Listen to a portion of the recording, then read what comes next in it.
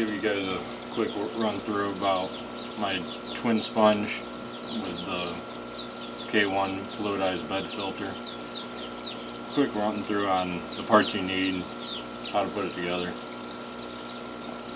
Main components, got 4 3/4 inch PVC elbows, 4 sections of 3/4 inch pipe that will be used to connect the elbows together, and also to the 3/4 to 1 inch bullhead tee. Got 2 longer sections of 3/4 inch pipe that the sponges will sit on, and then also the 2 3/4 inch caps that will go on the top of this.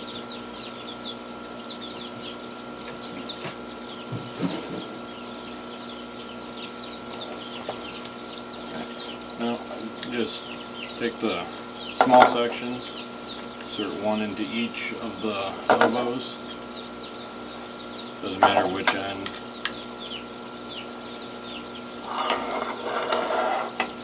So you'll end up with 4 pieces like that. I take 2, put them together, make sure they seat tightly. One will sit that way.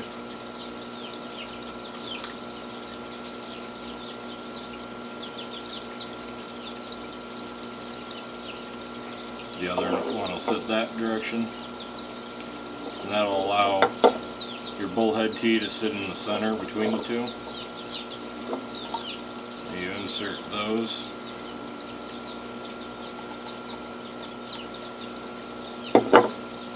I just do this whole thing as a press fit together. I don't feel the need for any of the joints to be glued. There's nothing really under pressure with these. I just try to make them as flat as possible.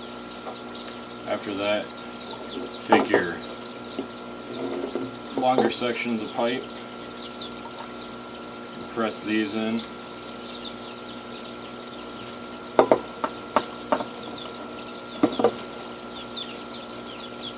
Just try to get them as straight as possible. It's going to move around as you work on it.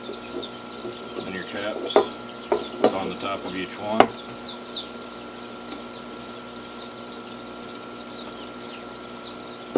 You'll end up with something like that. Now the sections between each elbows are about 1.5 inches, 1.25 inches long. Just enough to give good binding between the two pieces. And these pieces here are 4.5 inches. Works out, it's about the perfect height for the hydro sponges.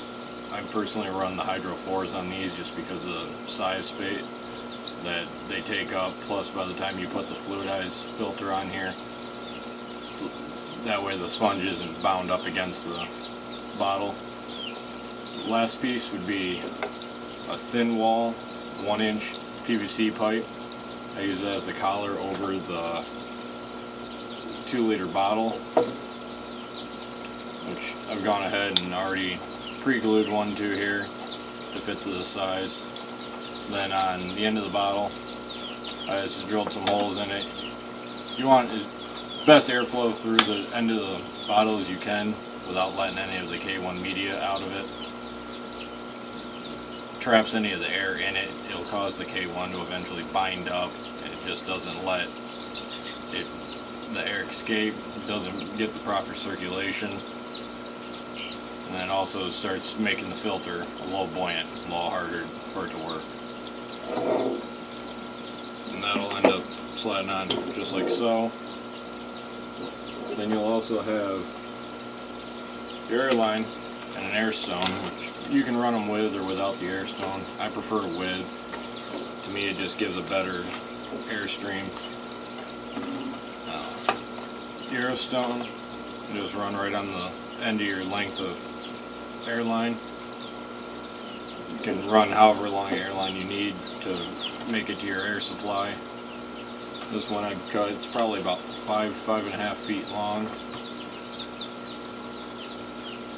And just to kind of show you guys, for the sake of time and the sound that the drills and the other tools would make, went ahead and already kind of pieced this one together a little bit.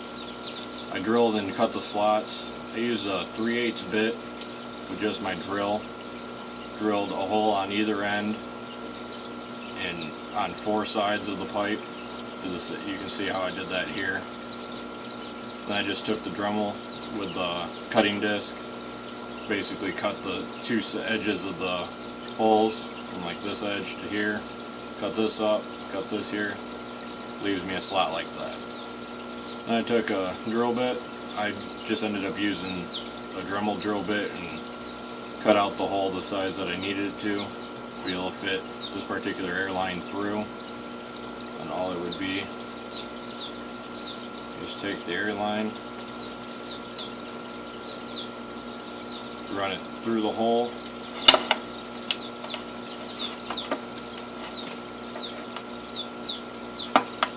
just pull it down to about there. That way you're able to actually, I insert this into the collar on the end of the bottle. That way it stays in the right spot. You don't have any air that gets trapped at the collar. All the air actually ends up in the bottle, is able to create your vacuum that you need to be able to pull the proper air through the sponges themselves. I also have another bottle here already filled with K1 media. So the smallest K1 you can get. It does come in 2 other sizes that I'm aware of, K2 and 3. I personally use just the K1 because I think anything larger than that would be kind of hard to get into a fairly small opening like that. And when I go to put this together, I just take the 2-liter bottle upside down, slide the stone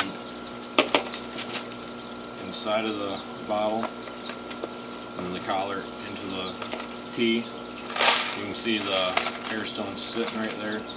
You just pull it back until it sits about there. I don't know if you guys can see that, but the air stone is just sitting inside the neck of the bottle. That'll also prevent, if you ever shut your air off, the K1 can't dump itself out of the bottle down into the filter and cause a clog. You can set that upright.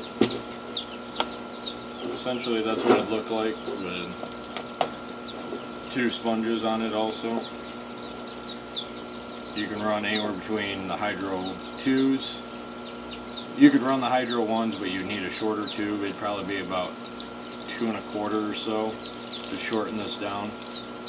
And then I run the way I measure these, the sponge will sit with this inside the end and this on the top of it. Be able to create the suction. That way, make sure all the water is pulled through the sponge itself, not through the ends of it. Be able to make the most out of the sponge you can.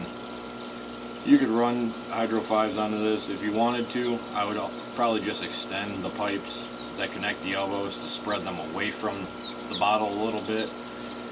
But I figured that a pair of Hydro 4s plus the K1 media is more than enough. The Hydro 4s, they rate for 80 gallons. The K1 media, I would probably have to assume would be anywhere between another 100 to 150 gallons worth of filtration. Currently I have one running on my 75s each. I also have currently one running on a 6-foot 100-gallon tank. By the time I'm done, I'm going to have my 6-foot tanks are going to be running 2 of these units. My 4-foots are going to be running 1 of these apiece. Then I also have another version which is just a twin sponge without the fluidized bed because of the height restrictions I have of some of my fry and grow out tanks. I just use the 1-inch thin wall, cut the lift tube just like you would your standard sponge filter, cut that down to however high I want it. Obviously you want it as tall as you can without it breaking the surface to be able to create as much uplift as it can to be able to pull the water through the sponges. Depending on how you have it set up, you want to keep your uplift tube short enough that as the air leaves the tube, it's actually able to create circulation in the tank. The bubbles that are actually coming up from the top of the tube to the surface of the water is what actually creates your water movement within the tank. If you run this too close to the surface, you'll get your surface agitation, but you won't get much flow through the tank itself. So you want to get as much benefit out of the filter as you would hope. You might be getting more water through it, but you're not only circulating the water right next to the sponge, and that's about it. I personally run about, I put the uplift tube about 2/3 of the way up to the height of the tank.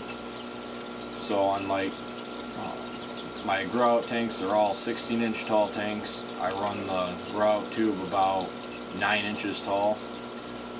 That way it cuts off. They're only probably about this tall. They only come a few inches above the sponges, but it's plenty to be able to pull the water through the sponges and still be able to create as much circulation as that I would need. I'm also working on a slightly larger version that a buddy of mine, Alex, is working on.